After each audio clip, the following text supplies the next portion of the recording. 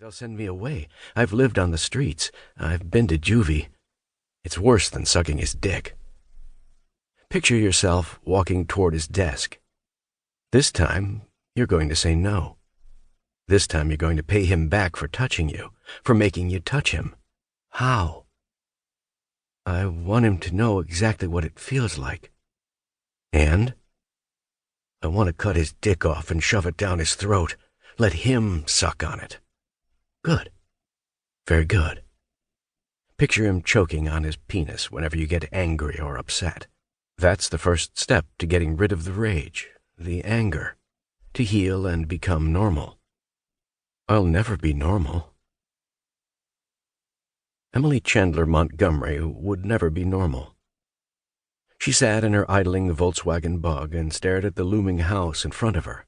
She didn't even want to pull into the garage, as if it would swallow her and she'd never escape. She hated coming home. Home. What a joke. She had no home.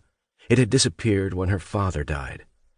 All she had was a house of many rooms, none of which welcomed her, except for her tiny sanctuary upstairs. But where else could she go? She'd run away, and that hadn't worked. Living on the streets was impossible, especially for a pampered, spoiled rich kid like her. At least that's what her shrink had told her. And in many ways, most ways, it was true. She didn't want to live on the street and sell her body, because out there these were her choices, whore or gutter rat. Emily liked her bedroom, her spa, the Olympic-sized swimming pool where she could swim laps until her arms ached and her lungs gasped for air. The clothes, the food, the roof. If only Victor was gone, she could live in the castle without fear. Why had her mother married Judge Victor Montgomery? He was a creep back when they were dating, and he was worse now. A fake, a hypocrite. I hate you, I hate you, I hate you. She pounded her fists on the steering wheel until her hands ached. The rage circulating in her blood made her ears hot, her sight dim. She wanted to break something, but the words of her shrink battled against the anger. Take a deep breath. Again. Let it out slowly.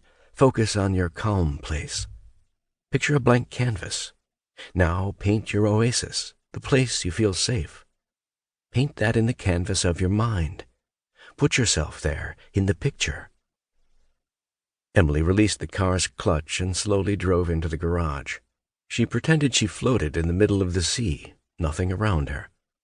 The ocean was calm, peaceful, the water a brilliant blue, the sky orange, red, violet in the setting sun. Her oasis. As Emily parked her car next to Victor's Jaguar, her safe place disappeared. She held her keys in her hand and considered running them along the side of his precious sports car. But they'd know she did it and find a way to punish her. Make her spend another weekend in juvie. She could hear her mother's cold, disapproving tone. It's for your own good, Emily. Your antics have embarrassed the family yet again. When you get angry, you let your enemies have control. Take a deep breath. Picture those who torment you getting what's coming to them. Justice for you and everyone like you. Write about it. Talk about it. Get it out of your system. When you keep your feelings inside, anger wins. Your enemy wins. Don't let him win. Emily took a deep breath, then another. Through the windows on the far side of the garage, the quality of light seemed to have changed. How long had she been sitting in her car? She looked at the time on the dashboard. 5:30? A full hour? That couldn't be right. She picked up her cell phone to check the time.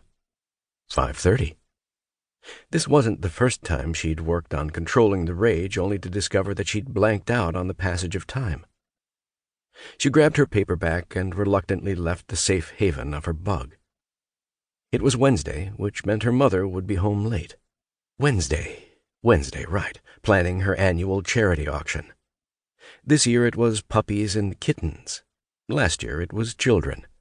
Every year a new cause, a cause that came first, a cause more important than her daughter.